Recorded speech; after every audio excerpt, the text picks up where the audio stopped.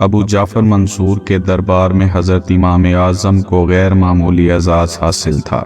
इस वजह से मंसूर के हाशिया नशीन हज़रत इमाम रज़ी अल्लाह ताला अन्हु से सख्त बुग़्ज़ रखते थे। इसी जज्बा के तहत एक दिन अबुल अब्बास तूसी ने दरबार में हज़रत इमाम से सवाल किया कि अबू हनीफ़ा, बताइए कि अगर अमीरुल मोमिनीन हम में से किसी को हुक्म दें कि फ़लाँ आदमी की गर्दन मार दो और उसके कसूर और जुर्म से हम लोग बिल्कुल बेखबर हैं, तो ऐसी सूरत में गर्दन मारनी जायज़ होगी या नहीं?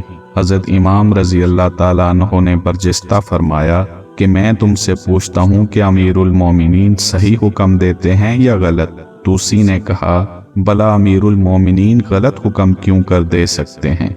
इमाम रज़ी अल्लाह ताला अन्हु ने फरमाया, फिर सही हुक्म की तामील में तरद्दुद कैसा? बेचारा तूसी इस जवाब से अपना सा मुँह लेकर रह गया।